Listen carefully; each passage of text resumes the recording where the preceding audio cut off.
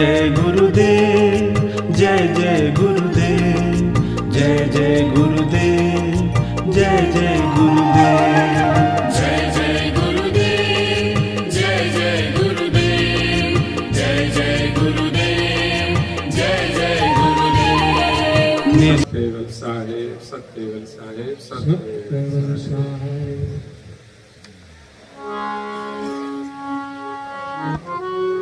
हे दत्ता दुर्लभ मनुष्य दई जानो,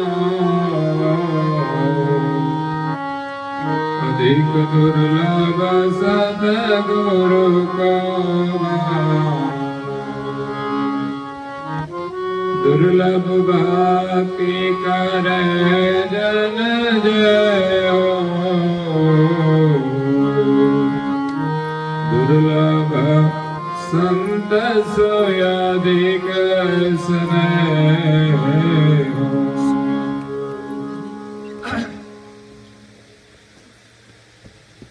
प्रिय भक्तजनों, ज्ञान संप्रदायના અધ્યસ્થાપક અનંત બ્રહ્માંડના દેશ વિશ્વનિયંતા सकर्ता सत्कैवलना परम विशेषांश अनंत अंशोना तारणहार परम मोक्षना दाता सर्वज्ञ दिव्य परम गुरु श्रीमद करुणासागर महाराजना पट शिष्य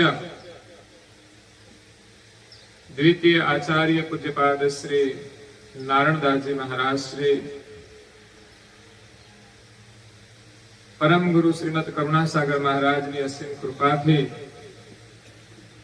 स्वरचित सिद्धांत भावनी ग्रंथ ने विषय मानव जीवन नो महिमा समझावता कहे छे कि दत्ता दुर्लभ मनुष्य देही जानो, अधिक दुर्लभ सद्गुरु को बानो। आपने मळेलू मानव शरीर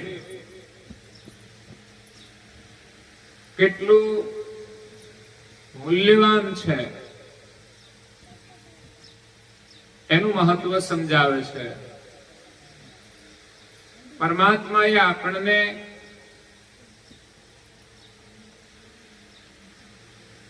આ માનવ શરીર જે આપ્યું છે એક અમૂલ્ય ઉપહાર છે। જેને જેને માનવ શરીર મળ્યું છે એ બધા જ ભાગશાળી છે, કારણ કે આ શરીર કોઈ સામાન્ય નથી। વિશ્વના સર્જનહાર જેના સંકલ્પથી આ જગતનું સર્જન થયું છે, એમણે આ જગતની અંદર 84 લાખ પ્રકારના શરીર બનાવ્યા છે। અને બધા શરીરોને આપણે જોઈએ છીએ, જેની ગણતરી કરુણાસાગર મહારાજ શ્રીએ કરેલી છે એમના ગ્રંથોમાં। આમ તો એનું વર્ણન બહુ ઓછું જોવા મળે, પરંતુ કરુણાસાગર મહારાજ શ્રીએ 84 લાખ પ્રકારના શરીરોનું વર્ણન કર્યું છે। એમાં 10 લાખ કીટ જાતિ છે, 7 લાખ પશુ જાતિ છે, 13 લાખ મનુષ્ય જાતિ છે। આ મળીને 30 થયા। 18 લાખ સ્થાવર જાતિ છે અને 22 લાખ જળચર જાતિ છે। તો એ મળીને 40 થયા। પહેલા 30 ને બીજા 40, 70 અને 14 લાખ પક્ષીની જાતિ છે। આ મળીને 84 લાખ પ્રકારના શરીર થાય છે.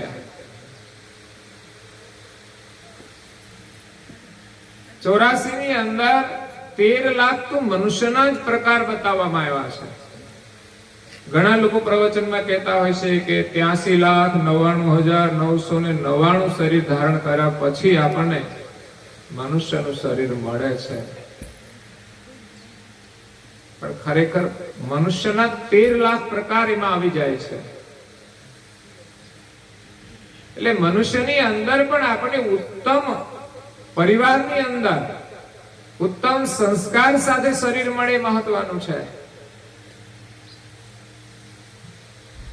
મનુષ્યનું શરીર તો બધાને મળ્યું છે, પણ એના 13 લાખ પ્રકાર છે. બધા મનુષ્ય સરખા નથી. આ મનુષ્યની ઓળખાણ કરવા માટે એમ લાગે કે આ મનુષ્ય છે, એમ બધા મનુષ્ય છે, પણ દરેકની પ્રકૃતિ જોવામાં આવે તો ભિન્ન ભિન્ન હોય છે. એ 13 લાખ મનુષ્યના જે પ્રકાર છે એ બધાની પ્રકૃતિ જુદી જુદી છે. એ પ્રમાણે જીવન જીવતા હોય છે. ત્યારે એ તમામ શરીરોની અંદર એક ઉત્તમ પ્રકારનું માનવ શરીર હોય છે કે જેના દ્વારા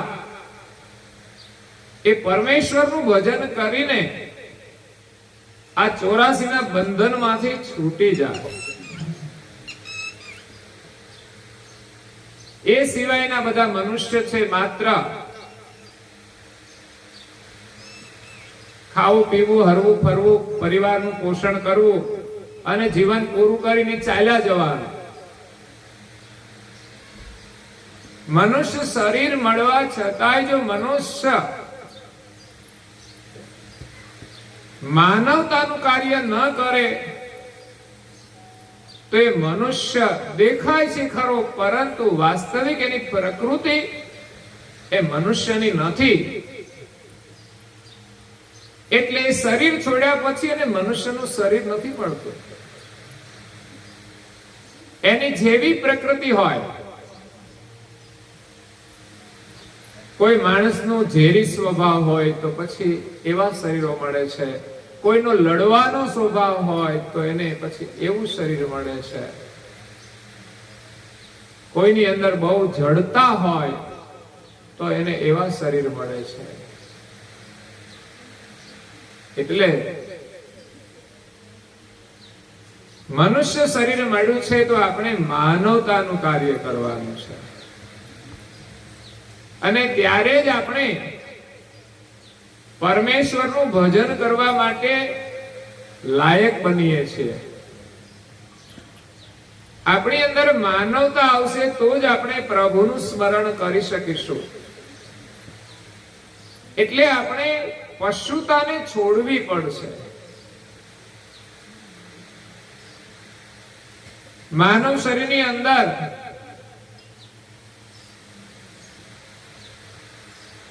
ત્રણ પ્રકારની પ્રકૃતિ છે.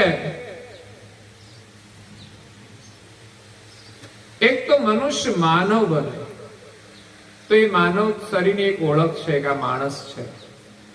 નહીં તો ઘણી વાર લોકોને કેવું પડતું હોય છે માણસ. હા, માણસ. ખરેખર માણસ એવું જીવન જીવતો હોય છે કે એને કેવું પડે તું માણસ થા. આ માણસનો વ્યવહાર નથી. એવું આચરણ આપણે કરીએ છીએ એ આપણે વિચારવું જોઈએ. આપણે માણસ છીએ તો માણસ ને અનુરૂપ આપણું જીવન છે. એને આપણે જ્ઞાન રૂપી અરીસામાં જોવાનું છે, ધ્યાન રૂપી અરીસામાં જોવાનું છે.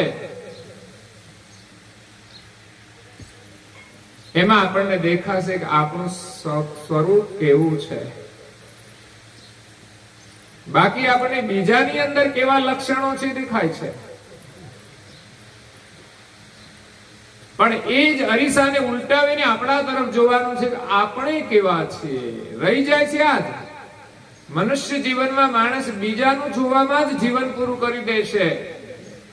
અને બીજાનું મૂલ્યાંકન કરી શકે છે, પણ એટલી જ વિવેક બુદ્ધિથી પોતાનું મૂલ્યાંકન નથી કરતા. અને આપણે કેવા હોવું જોઈએ એના માટે આપણે સત્સંગ સાંભળવાનો છે. મહાપુરુષો આપણને ઉપદેશ આપે છે કે આપણને મનુષ્ય જીવન મળ્યું છે એ કેટલું કિંમતી છે, એના દ્વારા આપણે કેવી કમાણી કરવાની છે.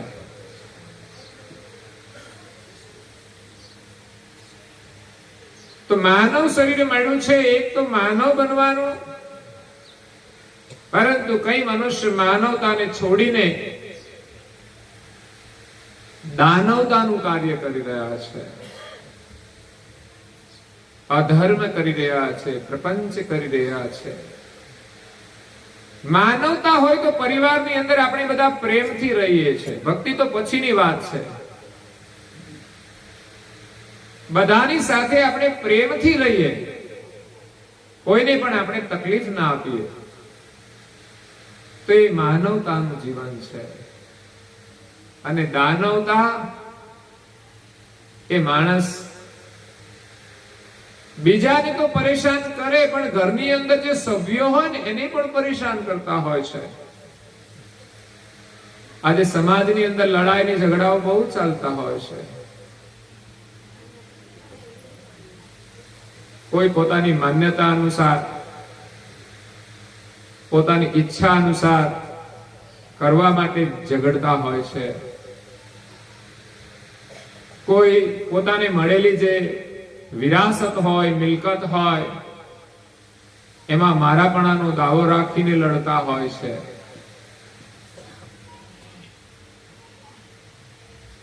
પરંતુ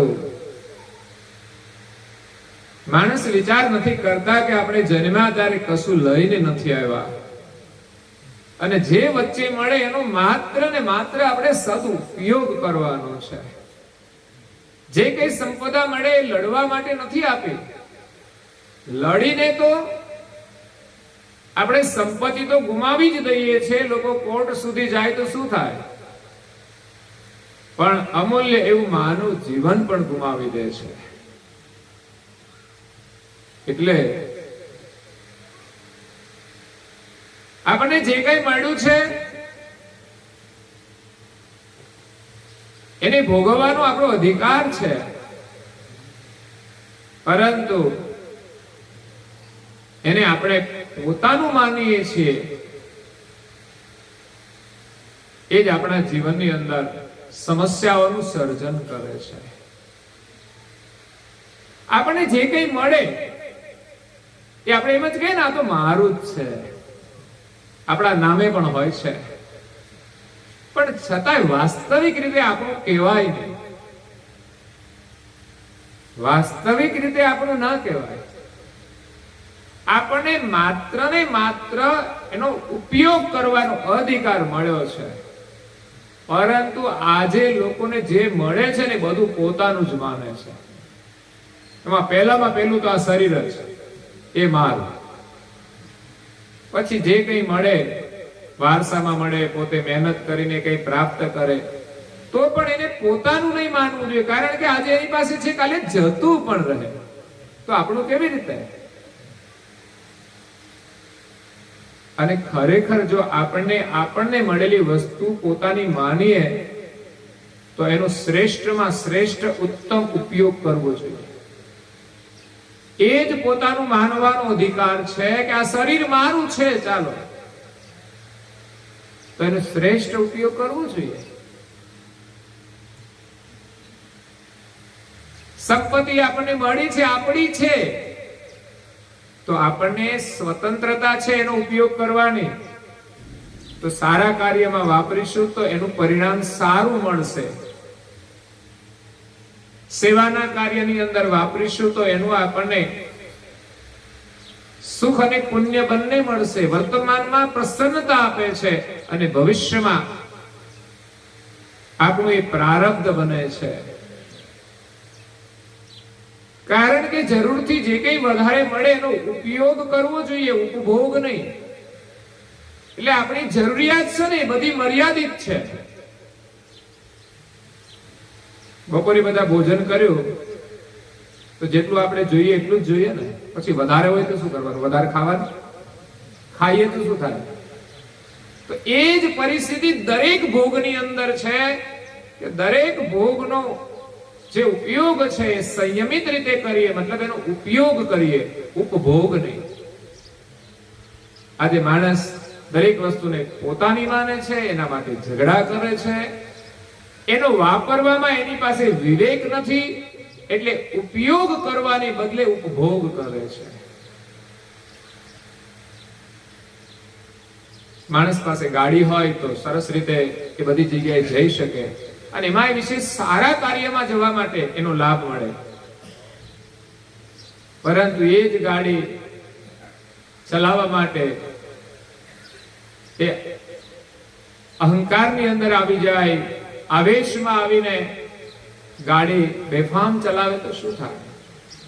કારણ કે એનો પણ કોઈ કેફ હોય છે. બીજાને દેખાડવા માટે પણ પ્રદર્શન કરતા હોય, એવું પણ બનતું હોય છે. અને ઘણા તો કેવી હાલતમાં ગાડીઓ ચલાવતા હોય છે કે એ તો દુખી થઈ જાય પણ બીજાને કેટલાયને દુખી કરી દેતા હોય છે. એ માનવતાના લક્ષણ નથી. શરાબનું સેવન કરીને ગાડી ચલાવવાનું તો શું, કંઈ પણ કામ કરીએ એ દાનવનું કાર્ય છે. અને હકીકત આ જે સેવન કરે છે બધા દાનવ થઈ જ જાય છે, એ કોઈ માનવ રહેતા જ નથી. ઘણા લોકો થોડા ભણેલા હોય, સુધરેલા હોય અને ઊંચું પીતા હોય તો એ મર્યાદાની અંદર થોડું રહેતા હોય, છતાં પણ એ લક્ષણ માનવના નથી કે આપણે એનું સેવન કરવું પડે. શા માટે? કોઈ જરૂર નથી હોતી.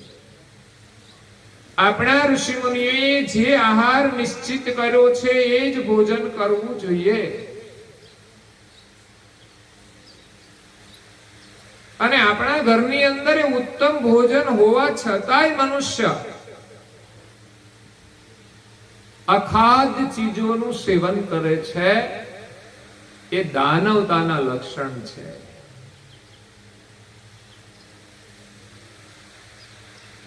તો આપણે સત્સંગ શ્રવણ કરીએ છીએ, એની અંદર સાંભળવામાં આવે અને સમજવામાં આવે તો આપણે સુધારો કરવો જોઈએ, પ્રયત્ન કરવો જોઈએ. જે કઈ દુર્લક્ષણ હોય એને છોડીને આપણે એક માનવ બનવા પ્રયાસ કરવો જોઈએ. તો એક માનવની પ્રકૃતિ છે માનવતા, બીજી છે દાનવતા. તો દાનવતા છોડીને આપણે માનવ બનવાનું છે અને માનવ બનીને પછી આપણે દેવ વૃત્તિ પ્રાપ્ત કરવાની છે, દેવ ગતિ પ્રાપ્ત કરવાની છે. મનુષ્ય બનીએ એ પણ પૂરતું નથી.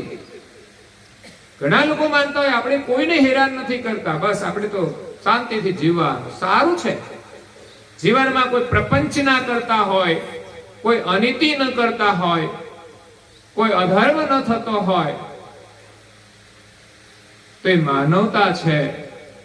પરંતુ જ્યાં સુધી ભગવાનમાં પ્રીતિ ન થાય ત્યાં સુધી આપણે આ જીવ દશાની અંદર જ સંસારની અંદર ભટકતા રહીએ છીએ.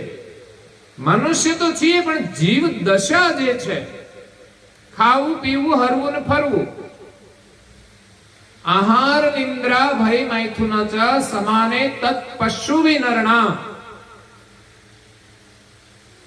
ધર્મો હિ અધિક વિશેષો ધર્મેણ હીન પશુ સમાના.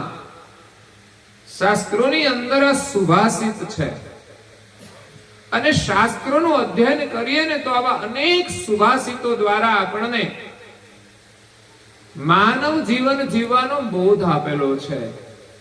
કિંમતી રત્નો છે, એની અંદર રહેલા જે વિચારો છે કિંમતી રત્નો છે. અને વિચારો દ્વારા જ આપણું જીવન કિંમતી બને છે. માણસના જીવનની કિંમત કેટલી? જેવા એના વિચારો, અને જેવા એના વિચારો હશે એવી એની વાણી હશે. એટલે બીજા નંબરે માણસનું મૂલ્ય વાણીથી થાય છે, અને જેવી એની વાણી હશે ને એવું એનું પાણી હશે, એવો એનો આહાર હશે. માણસના મુખમાંથી જે વાણી નીકળે છે ને એ એને કરેલા આહારનું જ પરિણામ છે. માણસ શુદ્ધ ભોજન કરશે તો એની વાણી પણ શુદ્ધ નીકળશે. એટલે મહાપુરુષોએ કહ્યું છે કે તમે આહાર શુદ્ધિ કરો. સાધનાની શરૂઆત આહાર શુદ્ધિથી થાય છે.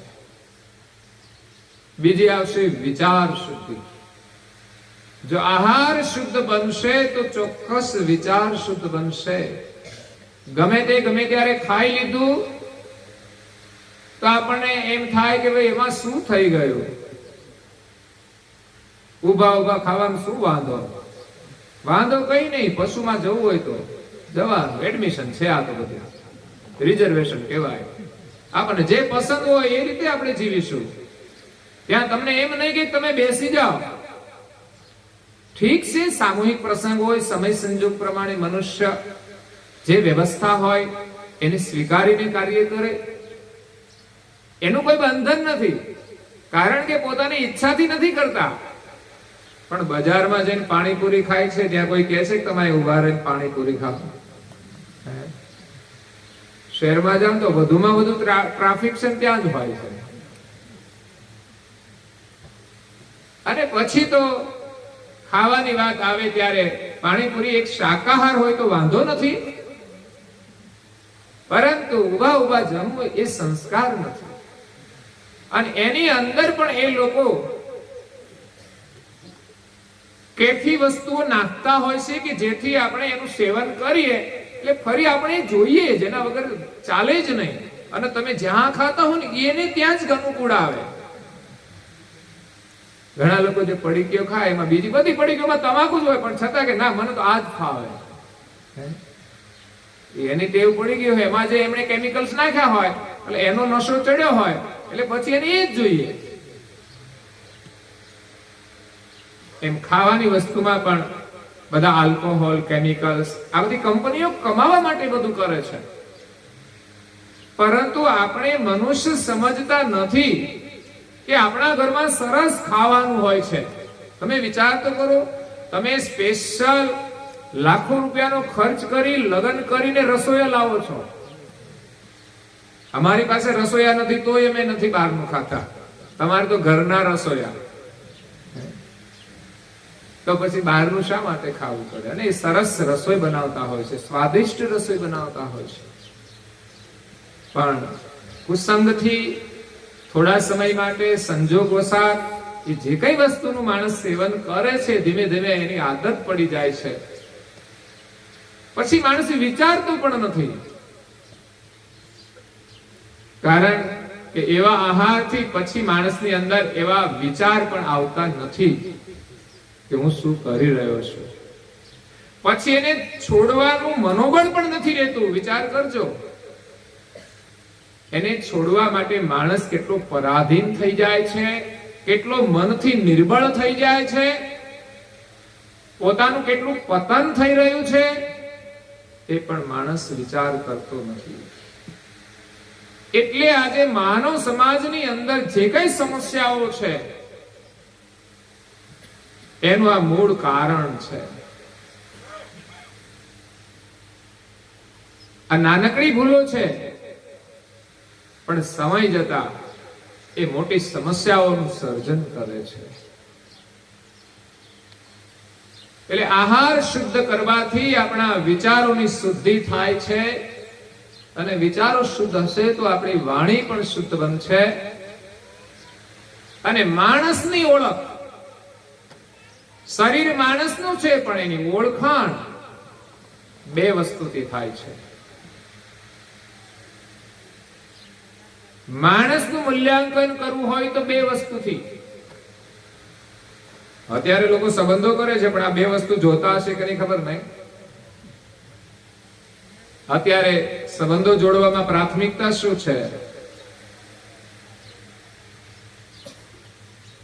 એક બાજુ રૂપ જોવાનું છે, બીજી બાજુ ધન જોવાનું છે. છોકરો થોડો ધનવાન જોઈએ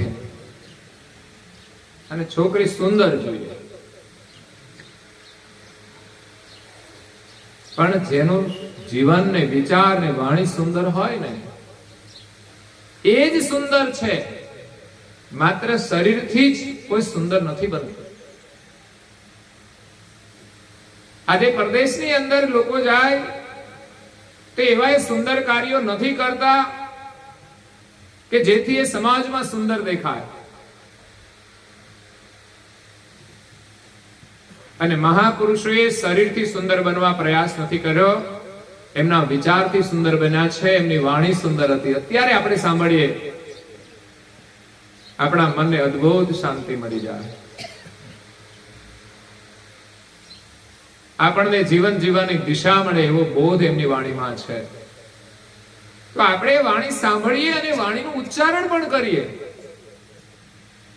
આપણે બે શબ્દો સાંભળ્યા હોય, આપણી સમજણમાં આવે, આપણી સ્મૃતિમાં હોય તો આપણા પરિવારને આપણે આપવા જોઈએ.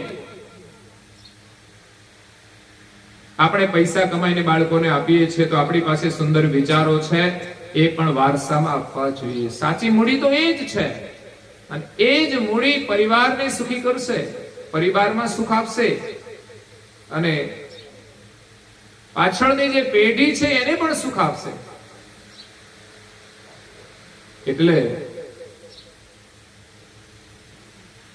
જે લોકોનો વ્યવહાર સુંદર નથી એને સમાજમાં સુંદર દેખાડવા માટે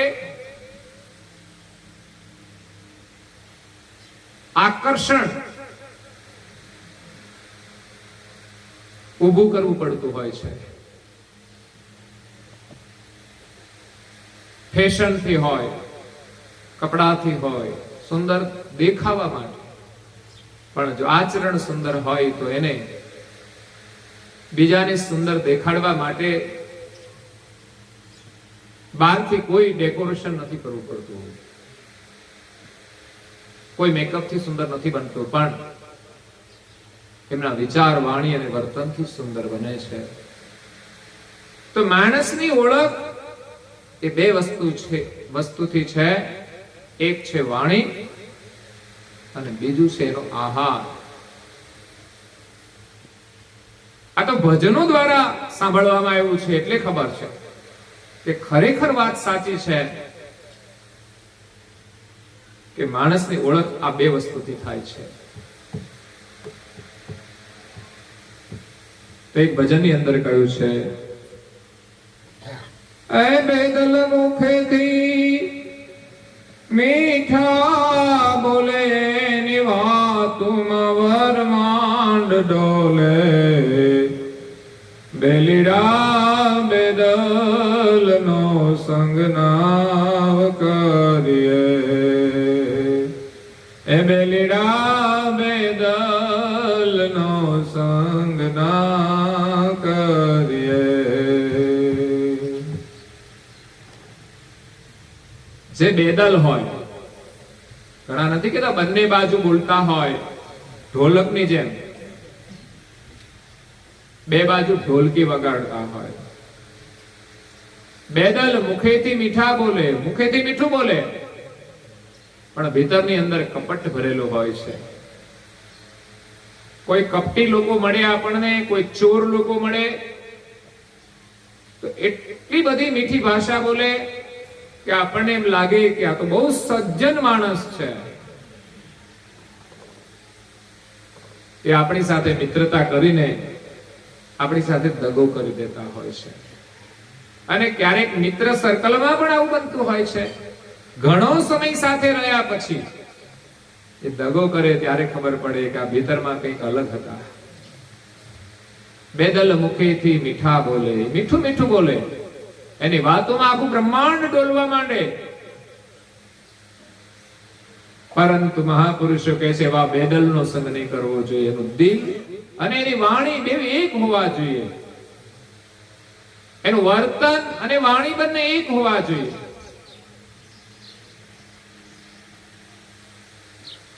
હે હંસલો ને બગલો બેઉ બેઠા સરોવર પાળ દે હંસલો ને બગલો બેઉ બેઠા સરોવર પાળ દે હજી રંગ બેઉનો રંગ બેઉનો એક છે પણ આહાર એક જ નહીં બેલીરા બેદલનો સંગ ના કરીએ બેલીરા બેદલનો સંગ ના કરીએ. અહીંયા આહાર ઉપર ધ્યાન આપ્યું છે. હંસલો અને બગલો દેખાવમાં તો બંને સરખા પક્ષીની જાતિ, પરંતુ ધોળો જાણીને સફેદ જાણીને એને બગલાને હંસ ન કહેવાય. કારણ કે બગલાનો આહાર અને હંસનો આહાર જુદો છે, એની ઓળખાણ જુદી છે. ઘણીવાર લોકોને કહેવામાં આવતું હોય છે કે જે બેડોળ વર્તન કરતા હોય ને એમ કે આની ભક્તિ તો બગલા જેવી છે. દેખાય ભક્તિ પણ વાસ્તવિકમાં ના હોય. બગલો એક પગ ઉપર આમ ઉભો રહીને પાણીમાં સ્થિર થઈને ધ્યાન લગાવીને બેઠો હોય, પણ એ કઈ ભગવાનનું ભજન નથી કરતો. એનું મન મેલું છે, ક્યારે માછલું આવે ને હું ખાઈ જાઉં. એમ ઘણા લોકો માછલા પકડવાનું કામ કરતા હોય, માછલા ખાતાય હોય છે. અખાત ચીજોની અંદર ઘણી બધી એવી ચીજો છે જે આપણે ન ખાવી જોઈએ. એના માટે આહારનું આ મહત્વ છે. સાધના કરતા પહેલા આહાર શુદ્ધિ અનિવાર્ય છે. દરેક લોકોની એક જ ફરિયાદ છે, ધ્યાનમાં બેસીએ છીએ પણ ખોટા વિચારો આવે છે. કારણ કે આહાર શુદ્ધિ અનિવાર્ય છે. અને શુદ્ધ વિચાર માટે શુભ કાર્યો કરવા પડશે, શુભ વ્યવહાર કરવો પડશે. આપોઆપ શુભ વિચાર આવશે જ. પછી શુભ કાર્યોથી આપણા જે શુભ વિચારો બનશે એ જ આપણને ધ્યાનમાં મદદ કરશે. આ સંસારની અંદર સત્ય સમજાય ને પછી આપણને ભગવાનમાં જ પ્રીતિ થાય છે. જો સંસારની સત્યતા સમજાય તો સંસારમાં કઈ પ્રેમ જેવું રહેતું નથી, મોહ જેવું રહેતું નથી. બસ જરૂરિયાત છે ને ઉપયોગ કરવાનો છે, હોય તોય ભલે, ના હોય તોય વાંધો નથી. ગાડી હોય તો જ જઈશું એવું નથી, ગાડી હોય તો ભલે, ના હોય તો એમ જ જઈશું. બીજા વાહન દ્વારા, બીજું વાહન ના મળે તો ચાલતા જઈશું. ઘણી વાર લોકોને અહીંથી ગામમાં જવું હોય ને કઈક એટલું મહત્વનું ના હોય પણ એ ગાડી લઈને ફરતા હોય છે.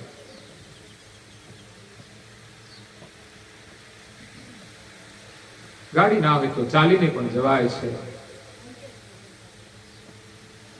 એટલે જે પરિસ્થિતિ હોય એ પ્રમાણે આપણે જીવી શકીએ છીએ. તો આહાર શુદ્ધિ મહત્વપૂર્ણ છે. હંસલો અને બગલો રંગે તો એક સરખા છે, પણ હંસલાની ઓળખ એનો આહાર મોતીનો છે. કે ક્યારેય માછલા ખાશે ને, અને બગલાનો આહાર એ માછલા છે, ક્યારેય મોતીનો આહાર કરશે નહીં. સારા મોતી આપે તોય નથી ખાતા. સારું ભોજન મળવા છતાંય માણસ સારું ભોજન ન કરે અને કચરો ખાય તો એની ગતિ બગલા જેવી થાય છે.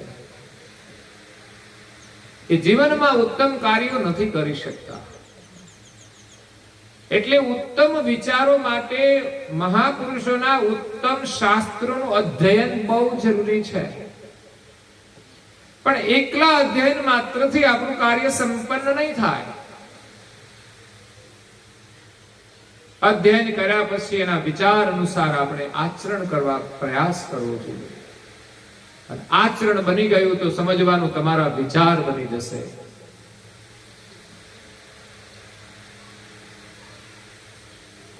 એટલે આહારનું મહત્વ છે. માણસની ઓળખ આહાર ઉપરથી થાય છે.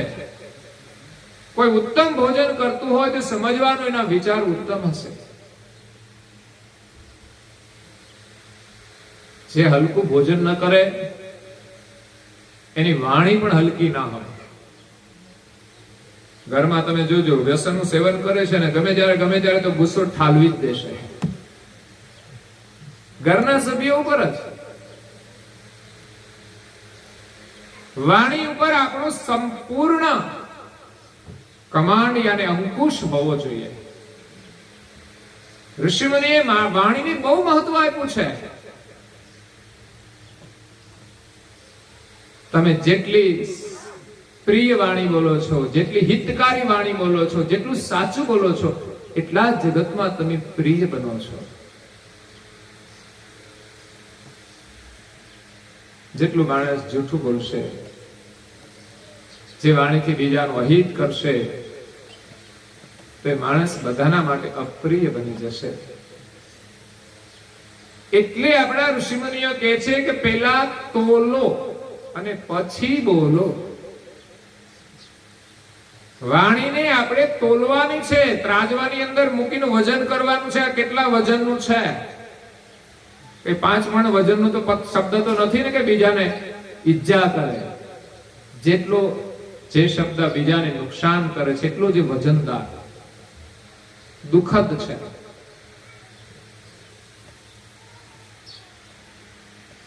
વાણી તો હળવા ફૂલ જેવી હોવી જોઈએ, કોમળ હોવી જોઈએ. પરમ ગુરુ કહે છે કોમલ વચન શીતલ શશિદામી પાહી પાહી ગુરુ તુમ પરણામી. ગુરુદેવને આપણે પ્રાર્થના પૂર્વક પ્રણામ કરીએ. પ્રાર્થનાથી વાણી કોમળ બને છે. આજે શબ્દો બધા મંગલાચરણ હોય, કઈ પ્રાર્થનાઓ છે, એ બોલવાથી લાભ છે કે આપણી વાણી પવિત્ર થશે, કોમળ પણ થશે. અને કોમળ વાણી કેવી? તો બાળક ના જેવી, જેનામાં રાગ ન હોય, દ્વેષ ન હોય, એને કોમળ વાણી કહેવાય. સહજ વાણી હોય છે. ભગવાનની પ્રિય લાગે. નાનું બાળક બોલે ને બધાને પ્રિય લાગે. એ જ વ્યક્તિ મોટી ઉંમરની થઈ જાય ને પછી બોલે તો નથી કોઈને ગમતું. બોલો, એની એ જ વ્યક્તિ છે, એ પોતાના જીવન કેટલા અનુભવોમાંથી પસાર થયા પછી, ઉંમર થયા પછી બોલે લોકોને ગમતું નથી. તમે બેસો સાનામાં એમ લાય, એની પાસેથી તો કંઈક લેવાનું છે, પણ નથી ગમતું લોકોને. કોમળ વચન શીતલ શશિદામી. શીતળ વચનો બોલવા જોઈએ જે બીજાને શાંતિ પ્રદાન કરે, ઔષધનું કામ કરે. વાણી તો એવી છે ને કે માણસને કોઈ ઘા લાગ્યો હોય ને તો તલવારનો ઘા લાગ્યો હોય ને તો આપણે એને રૂજાવવા માટે ઔષધિ લગાવીએ છીએ અને રૂજાય છે. એમ વાણીના ઘા છે ને બહુ આકરા છે. લોકો મારી તો દે જ છે. બધાની પાસે તીર છે. લ્યો, ધનુષ ને તીર મુખમાંથી કાઢે, વિચારતા નથી કે સામેના વ્યક્તિને શું એની અસર થશે. હા, સારી વાણી અવશ્ય બોલવી જોઈએ, પરંતુ બીજાને ઘાવ લાગે એવી વાણી આપણે બોલીને બીજાને દુઃખી કરીશું, તે એ વાણીના જે ઘા લાગ્યા છે ને એને રૂજાવનારી પણ વાણી જ છે. મહાપુરુષોના વચનો તો તમામ પ્રકારના ઘાવને રીઝાવી દે છે. બાકી આજે બોલ્યા હોય ને વર્ષો સુધી યાદ રાખીએ છીએ. એ ગમે તેટલા પુરાના ઘા હોય એને રીઝાવવાનું કામ મહાપુરુષોની વાણી કરે છે. બે દુશ્મન મિત્ર બની જાય છે. તો માનવતાની ઓળખ એક એનો આહાર છે. અને બીજું વાણી છે. એના માટે આ ભજનમાં શું કહ્યું? કોયલડી ને કાગ બેઉ બેઠા આંબાડાળે.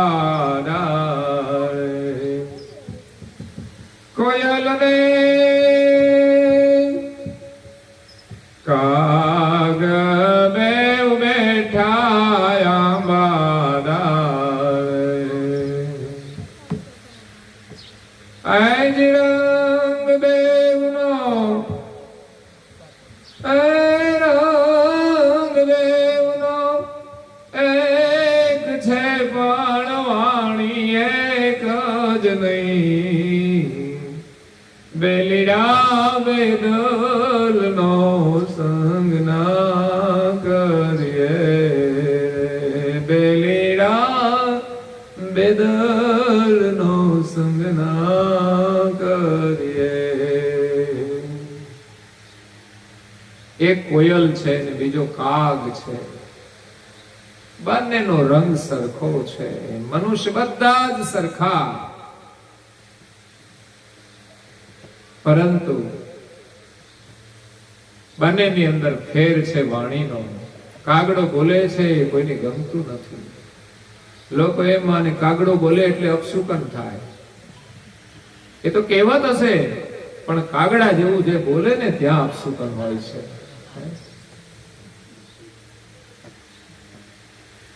કાગડાની વાણીની અંદર મધુરતા નથી. એ બોલે, થોડી વાર બોલે તો ઠીક છે, પણ બહુ બોલે ને તો પછી આપણને ગમતું નથી. અને કોયલ બોલે, એની વાણીની અંદર કેટલી મધુરતા છે. જ્યારે સમાજની અંદર કોઈ માણસ સારું બોલતો હોય ને તો એમ કે આની વાણી તો કોયલ જેવી છે. કોઈનો કંઠ સારો હોય ગાવામાં તો પણ એને કોયલની ઉપમા આપવામાં આવે છે. એટલે માણસની અંદર જે કઈ વિશેષતાઓ છે ને એને તો બીજા પશુ પક્ષીની ઉપમા આપવામાં આવે છે. તો આપણામાં વિશેષતા શું છે? કોઈ એમ નથી કહેતું કે આ માણસના અંદર કેટલી બધી વિશેષતા છે. પશુને કોઈ એમ નથી કહેતું. નહીં તો પશુની અંદર ઘણી બધી વિશેષતાઓ હોય છે. આહારની અંદર વિચારીએ તો ક્યારેય પશુ છે ને એ પોતાનો આહાર છોડીને બીજો આહાર નથી કરતા. પશુના જેટલી પણ બુદ્ધિ આપણામાં રહી, પરમાત્મા આ જગતની અંદર આપણને બુદ્ધિ રૂપી ધન આપીને મોકલ્યા છે. પરંતુ આપણે આ બુદ્ધિને દુરુપયોગ કરીને એને કુંઠિત કરી દીધી છે, એને નષ્ટ કરી દીધી છે. પરિણામે જ આપણે દુઃખી છીએ. જો જ્ઞાન રૂપી ધન આપણી પાસે હોય, બુદ્ધિ રૂપી ધન હોય અને એનાથી જો પ્રેમનું ધન મળે ને તો માણસ સુખી થાય, નહીં તો સુખી નથી થતો. ધન તો મળી ગયું પણ વાપરવાનો વિવેક તો નથી, બુદ્ધિ તો છે નહીં. ધન સંપદા તો હોય છે પણ પરિવારમાં પ્રેમ નથી હોતો. પૈસામાં પ્રેમ કરે કે કઈ બીજી જગ્યાએ પ્રેમ કરે છે તો પરિવારની અંદર અન્યાય થઈ જતો હોય. શરાબી પૈસાનો ઉપયોગ શરાબમાં કરે છે પણ પરિવારની અંદર પ્રેમ રાખતો નથી તો એ સુખી થતો નથી. જીવનમાં મેળવવા જેવું ધન છે ને પ્રેમનું ધન છે, જ્ઞાનનું ધન છે, બુદ્ધિ ધન છે. અને મહાપુરુષોમાંથી પાસેથી એમના સત્સંગમાંથી આપણને મળે છે જ્ઞાન રૂપી ધન, અને બીજું છે પ્રેમ રૂપી ધન. એકલા જ્ઞાનથી કામ નહીં થાય. અહંકાર આવી જશે તો એ પણ આપણને ઊંડી ખાઈની અંદર પછાડી દેશે. જ્ઞાનની સાથે સાથે પ્રેમ વધવો જોઈએ. સુખનું માધ્યમ પ્રેમ છે પણ જ્ઞાન વિના પ્રેમ આવી શકતો નથી. અગર તો આવે તો ટકી શકતો નથી. પેલા જ્ઞાન હોવું પણ જરૂરી છે અને પછી જો આપણને પ્રેમ મળે તો આપણે સુખી થઈએ છીએ. મીરાબાઈ કહે છે, પાયો જી મેને રામ રતન ધન પાયો, પાયો જી મેને રામ રતન ધન પાયો. ખર્ચે ન ખોટે વાકો ચોરન લોટે, ખર્ચે ન ખોટે વાકો ચરણ લોટે. એ દિન દિન બઢત સવાયો, પાયો જી મેને એ રામ રતન ધન પાયો, પાયો જી મેને એ રામ રતન ધન પાયો. રામ રતન થી એને જ્ઞાન રત્ન મળે છે, જ્ઞાન થી એને રામ રતન પ્રાપ્ત થયું છે, જેને વાપરવાથી, જેનું સ્મરણ કરવાથી એ ધન દિવસે દિવસે વધતું જાય છે. જીવનમાં સાચું ધન છે, ક્યારેય નષ્ટ નથી થતું. તમે ગમે તેટલા લોકોને વેચો ને તો ઓછું નથી થતું, અને ઓછું થવાને બદલે વધે છે. એટલો જ ફરક આ જ્ઞાન ધનનો છે અને પેલું ધન છે. એ તમે જેમ જેમ વાપરો એમ ઓછું થઈ જાય ને ખૂટી પણ જાય છે. તો આ ભજનોમાંથી આપણને સુંદર બોધ મળે છે, એનું આપણે ચિંતન કરીએ. રાત્રે સંતવાણી છે, તો સંતવાણી માત્ર પ્રોગ્રામ નથી. આપણું અહોભાગ્ય છે કે સદગત આત્મા દિલીપભાઈની પાવન સ્મૃતિમાં આપણને આ લાભ મળી રહ્યો છે. બધી જગ્યાએ લાભ નથી મળતો. જે સંસ્કાર સંપન્ન પરિવાર છે, સમજદાર છે, એને ત્યાં આવો લાભ મળતો હોય છે. નહીં તો સામાજિક વ્યવહાર હોય, જવાનું, ખાવાનું, વ્યવહાર લઈને આવતું રહેવાનું. પણ આ ઉત્તમ પ્રકારનો વ્યવહાર છે. જે કોઈ આવશે ને બધાને સરખું જ મળશે. પેલા વ્યવહારમાં બધું સરખું ના કરાય, હો, નહીં તો પાછા અવિવેક થઈ જાય. એમાં જેનો જેવો વ્યવહાર હોય પ્રમાણે હોય, જેવો સંબંધ હોય પ્રમાણે હોય. જ્યારે આ વ્યવહારની અંદર કોઈ ભેદભાવ નથી, કોઈ પક્ષપાત નથી.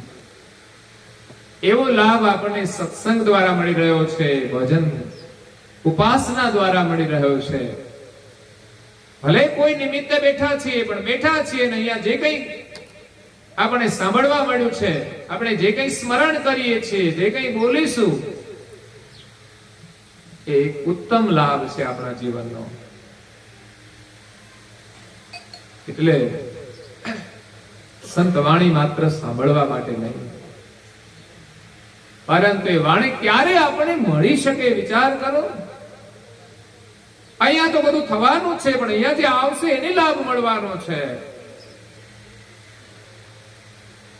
કોઈ નિમિત્તે આવે છે અને કોઈ ચાહનાથી પણ આવે છે કે ચાલો આવો સરસ લાભ મળે છે તો આપણે જઈએ.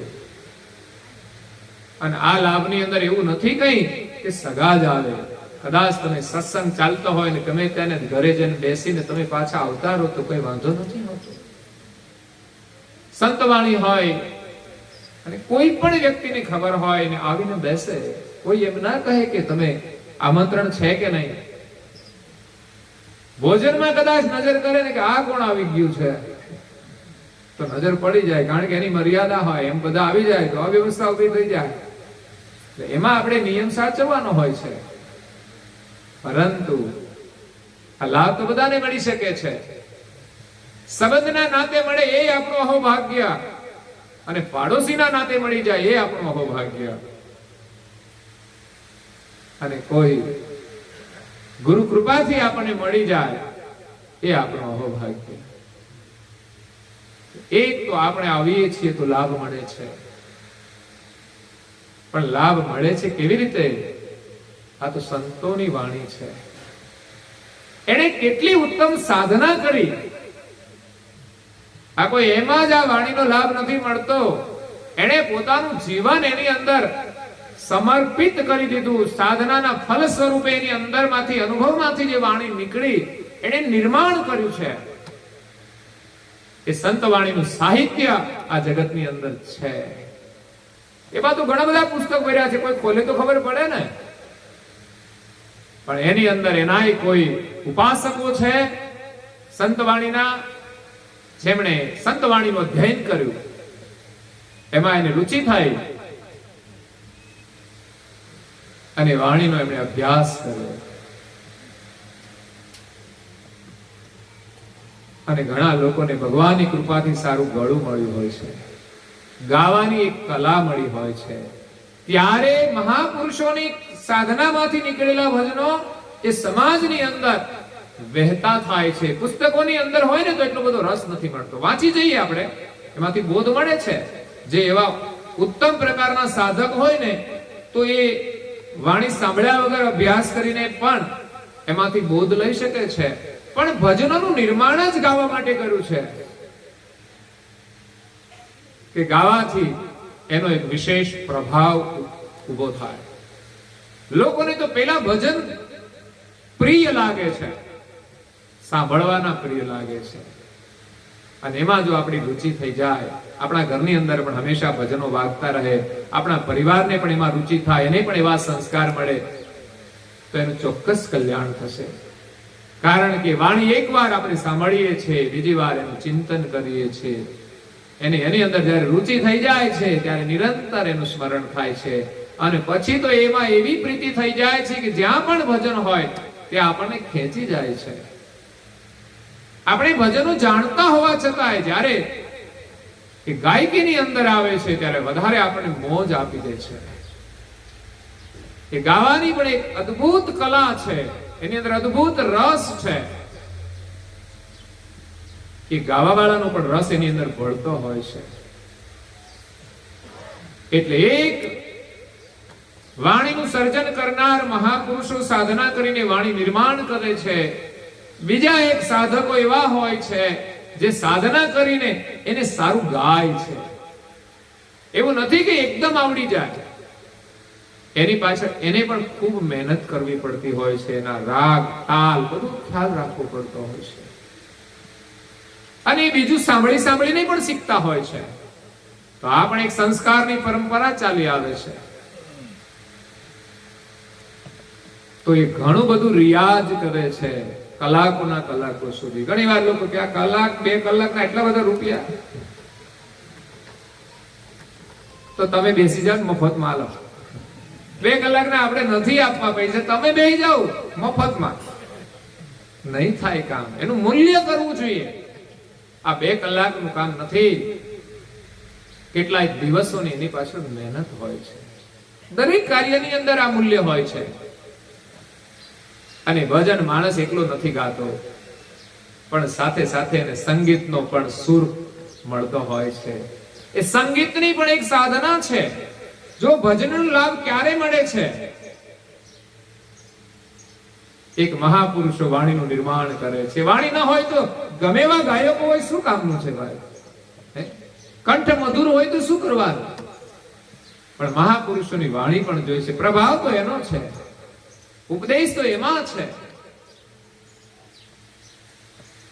બાકી ચીલા ચાલુ ઘણા લોકો ભજન બનાવતા હોય છે અને બધા ટોળા બેસીને ગાતા હોય છે. ઠીક છે, આનંદ કરીએ, સારા શબ્દો હોય તો સારું જ છે. પણ મહાપુરુષોની જે વાણી છે એનો પ્રભાવ અલગ છે. આપણી બનાવેલી વાણી હોય તો આપણા વિસ્તાર પૂરતી જ રહે, આપણા ગામમાં જ રહે, આપણા ફળિયામાં જ રહે. પણ મહાપુરુષોની વાણી છે ને વિશ્વવ્યાપી બની જાય છે. કારણ કે એની અંદર અનુભવ છે, આખા વિશ્વનો અનુભવ છે, માટે વિશ્વ સુધી જાય છે, એની અસર થાય છે, એનાથી જીવન પરિવર્તન થાય છે. એટલે ગાયકો ગાય છે, એને સંગીતના વાદકો છે બધા સહયોગ આપે છે. એની પાછળ પણ એની સાધના હોય છે, એનું મૂલ્ય પણ હોય છે કે ભાઈ કલાક 2 કલાકના આટલા બધા પૈસા થાય, પણ થાય છે.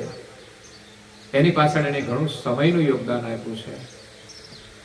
જેમ કોઈ ડોક્ટર હાથ ચાલે છે, 500 રૂપિયા લે છે, દવા આપે તો બીજા 500 લે, વધારે જેવું કાર્ય કરે એ પ્રમાણે, જેટલો એનો અનુભવ, જેવું કાર્ય હોય એટલો એનો ખર્ચો થાય છે. અને કદાચ ડોક્ટર પૈસા કમાઈ લે તો એની જરૂરિયાત પૂરતું જ એની કામનું છે, વધારે કમાઈ જાય મહત્વનું નથી, એને જીવનની સફળતા નથી. પણ ક્યારેક ક્યારેક એ ડોક્ટરોએ કોઈ જરૂરિયાતમંદને મદદ કરી દે ને તો એનું જીવન સફળ થઈ જાય છે. એકવાર એક માજી, એમની પાસે એક ભારો હતો વજન વાળો, એને લઈને ઘરે જવાનું હતું. એટલે એ રસ્તે નીકળતા લોકોને કહે છે, ભાઈ મને જરા વજન માથે ચડાવો. પણ કોઈ ચડાવતું નથી. કોઈને નવરાશ ના હોય, કોઈ સામાન્ય ગણી લે કે આવા તો નવરા બેઠા હોય, આપણે ક્યાં ટાઈમ છે. માતાજી એકદમ નિરાશ થઈ ગયા અને પછી રોડ ઉપરથી એક વ્યક્તિ શૂટ બૂટ પહેરીને નીકળે છે, શિક્ષિત છે, પણ માં હિંમત ન કરી શક્યા કે તમે મને આ ભારો ચડાવો.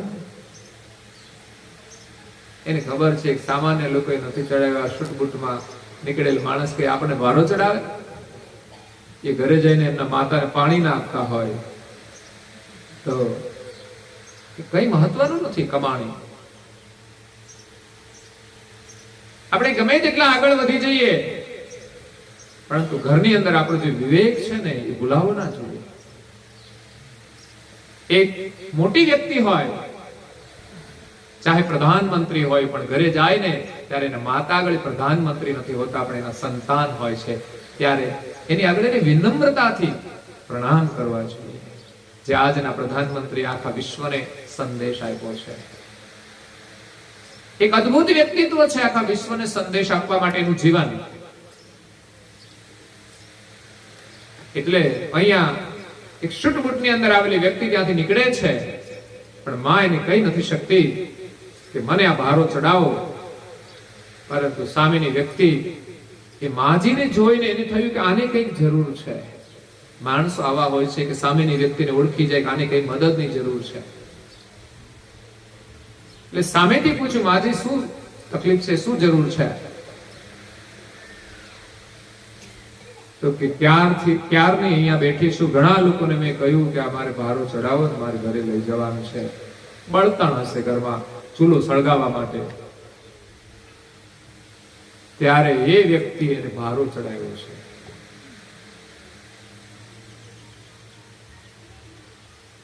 કેટલું મહાન કાર્ય છે. અને વ્યક્તિ બીજી કોઈ નહીં, મુંબઈ કોર્ટને અંદર ન્યાયાધીશ તરીકે રહેલા ગોવિંદ રાનડે, એનો આ પ્રસંગ છે. આ એની મહાનતા છે. એ ન્યાયાધીશ હતા, એનું મહાનતા નથી, પરંતુ એને એક મહાન કાર્ય કર્યું છે, ન્યાયનું સાચું કહેવાય તો એ એની મહાનતા છે. જગતની અંદર એને લોકો યાદ કરે છે. એટલે ભજનની વાત છે કે કેટલાય લોકોનો સુમેળ થાય છે ત્યારે એમાંથી સંતવાણી નીકળે છે અને આપણને સાંભળવા મળે. આપણું સૌભાગ્ય છે, એની મધુરતા આપણને મળે. આનંદ કરવા માટે માણસને કેટલો પરિશ્રમ કરવો પડે છે, ભોગના સાધનો લાવવા પડે છે, છતાંય માણસને કોઈ સાધનો કાયમ આનંદ નથી આપી શકતા. પરંતુ આ મહાપુરુષોની વાણી આપણે સાંભળીએ ને એ જીવનના છેલ્લા શ્વાસ સુધી તમને આનંદ આપશે. યાદ રાખજો, ઉંમર થયા પછી પણ આ ભજન સાંભળજો, ત્યારે પણ એટલો જ આનંદ મળશે. તમારી જે પરાધીનતા હશે ને તમે ભૂલી જશો. યાદ રાખજો, જ્યારે ઉંમર થઈ જાય, ટાઈમ ના જાય, ત્યારે મહાપુરુષોની વાણી છે ને આપણે સાંભળ્યા જ કરીએ, સાંભળ્યા જ કરીએ. કારણ કે આ શરીર જીર્ણ થઈ જાય ને પછી તો આમે માયાનો બધો મોહ છૂટી જાય. કારણ કે આ બધી માયાને ભોગવવા માટે તો આ શરીર જ પછી સક્ષમ નથી રહેતું. જ્યાં સુધી શરીર સક્ષમ હોય ત્યાં સુધી આ માયાનો મોહ છે, પણ શરીર જીર્ણ થઈ જાય પછી આ માયાનો મોહ છૂટી જાય ને એ સમયે સાચા અર્થમાં ભગવાનનું ભજન થશે. અને ત્યારે આ સંત વાણી છે, સત્સંગ છે. શરીર ભલે કામ ન કરે પછી કોઈ સેવા કાર્યોની જરૂર નથી, માત્ર મનથી સ્મરણ થાય એવું આપણે કામ કરવાનું છે. જીવનમાં એવા થોડા કાર્યો કરેલા હોય ને તો વૃદ્ધાવસ્થામાં એ જ કાર્યોની યાદ આપણને ભગવાનનું સ્મરણ કરાવશે. ભગવાનનો મહિમા એવો જાણીએ કે એવી એની પ્રીતિ થઈ જાય ને તો પછી એનું સ્મરણ થયા જ કરે છે. આપણને એમ થાય કે આપણે તો થોડી વાર કરીએ થાકી જઈએ, પછી તો બંધ કરવું પડે ને. કઈ એક ધારું થોડું કઈ ભગવાનનું નામ બોલ્યા જ કરાય છે, બોલવાનું નથી પણ સ્મરણ તો થાય છે. કોઈ કાર્યના દ્વારા થતું હોય, કોઈ વિચારના દ્વારા થતું હોય, કોઈ વાણીના દ્વારા થતું હોય, પણ એનું સ્મરણ નિરંતર થાય છે. જ્યારે એમાં પ્રીતિ થઈ જાય ને પછી એનું સ્મરણ ભૂલાતું નથી, આ તો કરવું નથી પડતું. જે જે વસ્તુમાં આપણી પ્રીતિ થાય ને એનું સ્મરણ આપણને થયા જ કરે, યાદ ન કરાવવું પડે, એ ભૂલાય નહીં. એમ ભગવાનમાં જે દિવસે પ્રીતિ થઈ જશે, ભગવાનનો મહિમા જાણીશું. એનો મહિમા તો એટલો અદ્ભુત છે, એને જણાવવા માટે કરુણાસાગર બાપજીનું પ્રાગટ્ય થયું છે. અને એને જાણવા માટે આ માનવ દેહ મળ્યો છે. દત્તા દુર્લભ મનુષ્યા દેહ જાનો. માટે આ સત્સંગનો લાભ લેવાનો છે, સંતવાણીનો લાભ લેવાનો છે. હું તો કહું છું, સમય હોય ત્યાં સુધી બધો લાભ લેવો જોઈએ, અને ક્યારેક કામ છોડીને પણ લેવો જોઈએ. એવું નહીં કે આ સંસારના કામો તો પૂરા થવાના જ નથી, પણ આપણે સમજવાનું કે ના, ભગવાનની ખૂબ કૃપા છે. આપણે કદાચ થોડું કામ છોડીને જઈશું તો એટલું નુકસાન નથી જેટલો આપણને લાભ ત્યાંથી મળવાનો છે. તો આપણે કઈ લાભ લેવો છે તો કઈ આપવું તો પડશે જ.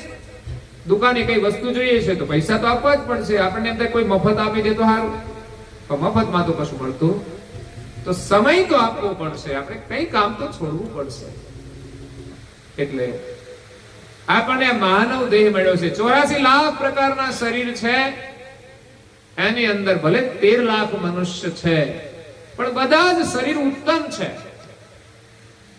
દરેકની પ્રકૃતિ જુદી જુદી છે, પણ એને જો સત્સંગ મળી જાય ને તો બધા જ શરીર 13 લાખ પ્રકારના મનુષ્ય પરમેશ્વરને પ્રાપ્ત કરવા માટે ઉત્તમ છે.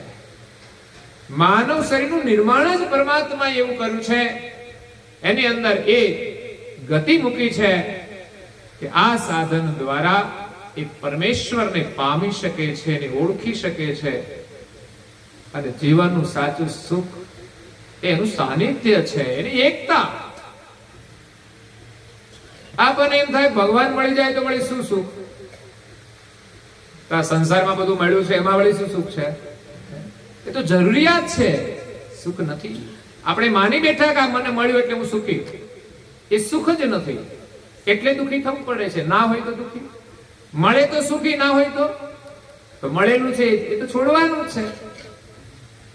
આપણે એને પકડી શકવાના નથી, છૂટી જવાનું, બધું છૂટી જવાનું. દિલીપભાઈ બધું છોડીને ગયા છે ને, પરંતુ જે પામવાનું છે એ પણ એને કંઈક લીધું છે જીવનમાં. મને ખબર છે, સુરતમાં રહેતા પહેલા તો બાહ્ય ચિહ્નો ઉપરથી આપણી ઓળખ થતી હોય છે કે કપાળમાં સરસ સુંદર ભાલ તિલક ધારણ કરતા, એ ગૌરવનું પ્રતીક છે, શ્રદ્ધાનું પ્રતીક છે. અને ત્યાં સુરતમાં સરજુદાસજી મહારાજશ્રીના સાનિધ્યમાં રહેતા હતા, એમની દીક્ષા ગ્રહણ કરેલી. એનો સત્સંગ પણ બહુ આધ્યાત્મિક હતો. ઘણા બધા ભક્તોની અંદર જાગરણ થયું છે એમના સત્સંગ દ્વારા, અને આજે શ્રદ્ધાથી પરમ ગુરુની લોકો ભક્તિ કરે છે. એટલે અહીંયા આવ્યા છે બધા જ ભાગશાળી છે. ગઈકાલથી તમે પરમ ગુરુના જ્ઞાનનું સત્સંગ શ્રવણ કરી રહ્યા છો. તો સદગત આત્મા જીવનમાં સાથે લઈ શું ગયા છે, જીવનમાં જે ભક્તિ કરી છે ને એ એની સાચી મૂડી છે, સાચું ધન છે. જીવનની આગલી યાત્રા જે છે એના ઉપર નક્કી થાય છે. અહીંયા કે લાખો રૂપિયા હોય તો આપણે કહીએ બાલો ભગવાનને આપણે પ્રાર્થના કરીએ કે 1 કરોડ રૂપિયા મેં આપી દે, ફરી માનવનું જીવન આપો. ના આપો, નથી મળતું. સંસારની અંદર આ બધું ચાલે છે કે આ કામ કરવું છે તો આવી રીતે થઈ જાય, આમ કરો તો આમ થઈ જાય. પણ ખોટું કરીને કંઈ પણ કરવું એ સારું નથી. ભલે આપણે કરી લેતા હોય, પણ ખોટું કરીને કંઈ પણ કરવું સારું નથી. જે ન્યાયથી થાય એ જ ખરું છે. એટલે આપણને જે કંઈ મળે એનો આપણા માટે વિવેકથી ઉપયોગ કરીએ અને વધારે મળે તો ભોગ વૃત્તિ છોડીને એને યોગ માર્ગની અંદર જોડી દઈએ. સંપત્તિ તો જોડવાની સાથે આપણું જીવન પણ જોડવાનું છે. માત્ર ને માત્ર નશ્વરની પાછળ આપણી જિંદગી ખપાવી નથી દેવાની. કારણ કે નશ્વરની પાછળ જિંદગી જશે તો આપણું જીવન નષ્ટ થઈ જશે. નશ્વર ચીજ જેટલી જરૂરી છે એટલી જ કામની છે, એથી વધારે મળે તો એનો સદુપયોગ કરી લે તો એનો લાભ મળી શકે છે. નશ્વરનો લાભ નશ્વર હોય છે, પણ એના માધ્યમથી આપણને સારા વિચાર મળે છે, આપણામાં સદભાવના આવે છે. એમ કરતા કરતા ભગવાનમાં આપણું મન લાગી જાય છે અને સદકાર્યો કરવાથી આપણામાં એક આત્મદ્રષ્ટિ આવે છે. કારણ કે આત્મદ્રષ્ટિ આવ્યા સિવાય ભલે આપણે જ્ઞાનની વાતો કરીએ, બધું જાણતા હોઈએ, છતાં પણ એ આપણે પોતાને જાણી શકતા નથી. હા, જ્ઞાન પરમ ગુરુએ આપ્યું છે કે આ શરીરમાં આપણે કોણ છે એની સાચી ઓળખ કરુણાસાગર મહારાજશ્રીએ આપી છે. બાકી લોકોની માન્યતા એવી છે કે આ શરીરમાં હું કોણ છું, તો અજ્ઞાની લોકો એમ માને છે હું તો શરીર જ છું, હું સ્ત્રી છું, હું પુરુષ છું.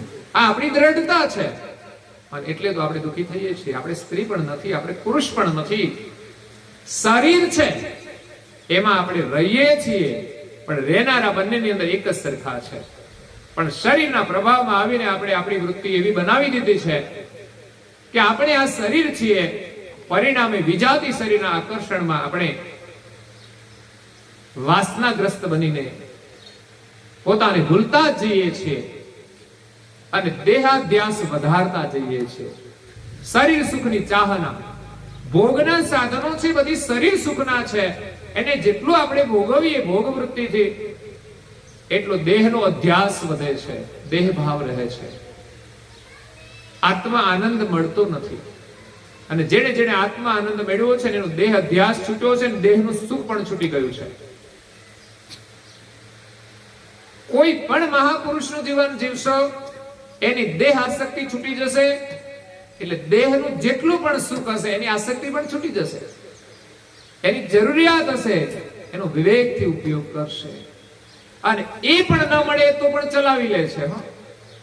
ક્યારેક ખાવાનું ઘણીવાર નથી મળતું તો પણ ચલાવી લે છે. એવા મહાપુરુષો જોયા છે જેના ઘરમાં ખાવાનું નહોતું ને એમણે પોતાના શરીર વેચી દીધા છે. હરિજનો એ માયા હરીને સપી રે એ ભક્તિની સાતું નાથ પોતે લજા પોતાની નોતી રે ભક્તિની સાતું તોરલ દે મહાસતી શાણા એ સુધીરજીને બોલે બંધાણા તોરલ દે મહાસતી શાણા સુધીરજીને બોલે બંધાણા હરે ના શરીર રે વેચીને લાવ્યા દાણા રે ભક્તિની સાટું હરિજનો એ માયા હરિને સોંપી રે એ ભક્તિની સાટું. મહાપુરુષો આ માયા છે ને એ મળી છે પણ બધી ભગવાનને આપી દીધી. આ બધું તારું છે છતાંય ભગવાન કશું લઈ લેતા નથી. હો, આપણે એમ કહીએ ભગવાન આ તારું તો લેવાશે. આપણે માત્ર વિવેકથી ભોગવવાનું આપણને શીખવશે, બીજું કઈ નહીં. ભગવાનનું માનવાથી આપણું નથી એટલે આપણી ઈચ્છા પ્રમાણે કોઈ દુર્માર્ગે આપણે એને વાપરી ન શકીએ. બસ આ જ વિવેક જરૂરી છે. આપણું માનીને કરીએ છીએ શું? મારું મારું કરીને મરી જઈએ છીએ. મહાપુરુષો એમ કહે છે કે મારું મારું કરીને લોકો મરી જવાના અને તારું તારું કરીને લોકો તરી જવાના છે. આ બધું ભગવાનનું એટલે તારું છે. એક મહાત્મા બહુ ગરીબ હતા અને વ્યવસાયની અંદર એ એ તોલ કરવાનું કામ કરતા હતા. કંઈ પણ વેચાણ થતું હોય એનું તોલ કરવાનું હોય ને એટલે ગણવાનું હોય, 1, 2, 3 આ બધી ધારણ ગણતા હોય છે. કેટલા મણ થયું એ ગણતરી કરતા હોય છે. એટલે હિન્દીમાં બોલે 1, 2, 3, 4, 5, 6, 7, 8, 9, 10, 11, 12, 13. 13 में એવા મસ્ત બની જાય ને, સબ કુછ 13. ભગવાનની સ્મૃતિમાં એ ભળી જતા હતા. એટલે બોધ તો માણસને ગમે ત્યાંથી મળી જાય છે. આ સંસારમાં જે કંઈ મળ્યું છે બધું ભગવાનનું તો બનાવેલું છે. આપણને તો કશું આવડતું નથી. જે કંઈ ભગવાને બનાવ્યું છે એમાં કંઈક કરીએ છીએ, પણ એ આપેલી બુદ્ધિ કોની પાછી? એ પણ ભગવાનની. આપણું તો કંઈ જ નહીં. આ શરીરમાં આપણું કંઈ જ નથી. તો વ્યર્થનો અહંકાર રાખીને, વ્યર્થનો મોહ રાખીને આપણે દુઃખી જ થઈએ છીએ. બે જ વસ્તુ સંસારમાં છોડવાની છે, એક અહમ પદ અને એક મારા પદ. ઓને મારું એ તો આ મનનું છે કારણ પાનબાઈ, એ મન જ્યારે મટી જાય, ગંગા સતી એમાં જ બોલિયાને પૂર્ણની થાય ઓળખાણ. સદગુરુ શબ્દના થાવ અધિકારી પાનબાઈ, મેલી દો અંતરનો માન રે મેલીને તમે આવો ને મેદાનમાં, માન રે મૂકીને તમે આવો મેદાનમાં, સદગુરુની થાય ઓળખાણ. તો ગંગા સતી પણ કહે છે કે હું અને મારું આ બે મોટા અવરોધ છે એ જ્ઞાનની સમજણથી ધીમે ધીમે છૂટશે. એવું નહીં કે આજે કથા સાંભળીને છૂટી જાય. હા, પૂર્વનું પુણ્ય હોય, સુકૃત હોય તો છૂટતા વાર ન લાગે. બાકી તો પડી ગયો જો જલ્દી ના છૂટતી હોય તો આ માયા છોડવી તો કઠણ છે. લોકો કે ના, એના વગર તો ચાલે જ નહીં. જો તો માન્યતા તો કેવી છે વિચાર કરો, દ્રઢતા. લોકોની ભ્રાંતિ કેવી થઈ ગઈ છે, આના વગર ચાલે નહીં. માનસિકતા તો બદલો પેલા, પછી આ બધું બદલાશે. પણ જ્યાં માનસિકતા જ બદલવા તૈયાર નથી એ કેવી રીતે બદલાશે? જે ખોટું છે એવી આપણે સ્વીકૃતિ કરીએ ત્યારે ખોટામાંથી બહાર નીકળીશું. પહેલા તો ખોટાને સમજવાનું છે, બીજું એને સ્વીકારવાનું છે, અને પછી એને છોડવા માટે પણ બહુ મહેનત કરવી પડશે. એવા કોઈ મહાપુરુષોનો સથવારો જોઈશે કે જે આમાંથી છૂટી ગયા છે અને છોડાવવા માટે આપણને ખૂબ મદદ કરે. એટલે નારણદાસજી મહારાજ શ્રી કહે છે કે આપણને મળેલો માનવ દેહ બહુ જ દુર્લભ છે, કિંમતી છે. આપણને મળ્યો છે એનું આપણે મૂલ્ય કરવાનું છે. તો વિશેષ કથા ચોપાઈના એક જ ચરણની અંદર એના મહત્વને સમજવા માટે કરી છે. પરંતુ એ મળ્યું છે એનો સદુપયોગ કેવી રીતે થાય એને જો શબ્દ સ આપણે શ્રવણ કરીએ તો આ શરીરનો સદુપયોગ કેવી રીતે થાય કે નારણદાસજી મહારાજ શ્રી આ અંગની અંદર કહે છે. આપણે ફરી કથાની અંદર એને શ્રવણ કરીશું. અત્યારે સમય થાય છે તો કથાને આપણે વિરામ આપીએ છીએ અને પછી ઉપાસનાનો જે સમય હશે એ પ્રમાણે આપણે સમૂહ ઉપાસનાનો લાભ લઈ સદગત આત્માને શ્રદ્ધાંજલિ આપી અને પરમ ગુરુના આશીર્વાદ આપણે લઈશું. અસ્તુ સત્કેવલ સાહેબ. આજે અત્યારે જ તો અત્યારે જ આપણે ઉપાસના કરવાની છે. તો આપણે બેઠા છીએ જોડે જોડે જ આ ઉપાસનાનો લાભ લઈએ. આપણી એક પરંપરા છે કે ભોજન કરતા પહેલા આપણે ભગવત સ્મરણ કરવું જોઈએ, ભગવાનની પ્રાર્થના કરવી જોઈએ. આજે સમૂહમાં ભેગા થયા છે અને આ તો સંધ્યા સમયે પ્રાર્થના કરવાની હોય તો સંધ્યાના પૂર્વ આપણે પ્રાર્થના કરી અને પછી ભોજન પણ અહીંયા બધાને કરવાનું છે. એટલે સત્સંગનો લાભ લીધો છે એ જ પ્રમાણે આપણે ઉપાસનાનો પણ લાભ આપણું મન જોડીને લઈશું. એવું નહીં કે પછી આ તો ઉપાસના તો થયા કરે, આપણે પાછા વાતોમાં જોડાઈ જઈએ.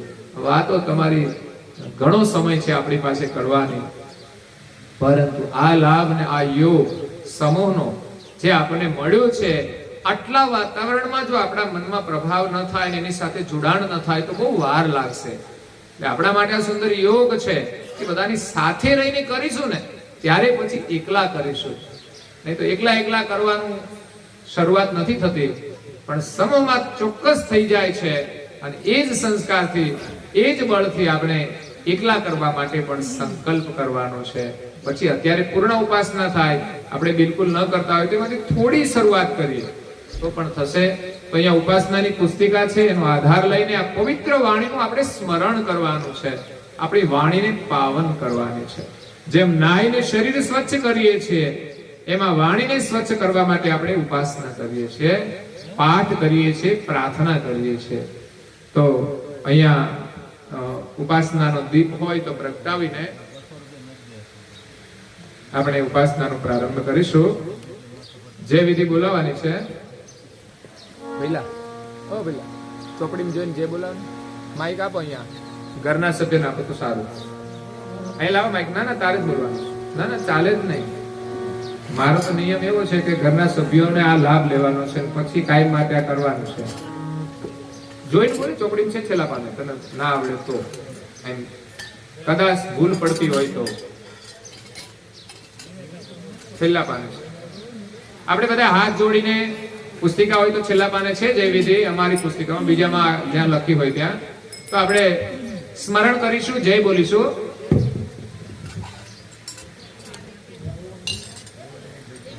आद्य सत्रक स्वराज करुणेश्वर की जय. श्री कृष्ण स्वामी महाराज की जय. परम गुरु सुमंत कमासागर महाराज की जय. पूज्य नारायण दास जी महाराज की जय. सतपुराचार्य महाराज की जय. सर्व संतन की जय. साधु देवन की जय. राम संप्रदाय की जय. गुरुवादी शास्त्री की जय. केवल धाम की जय. कथा सत्संग पूर्णावती का सत केवल साहे. 3 વાર માથું નમાવીને પ્રણામ કરીશું, ખોળામાં ખુલ્લા હાથ રાખીને. સત કેવલ સાહે.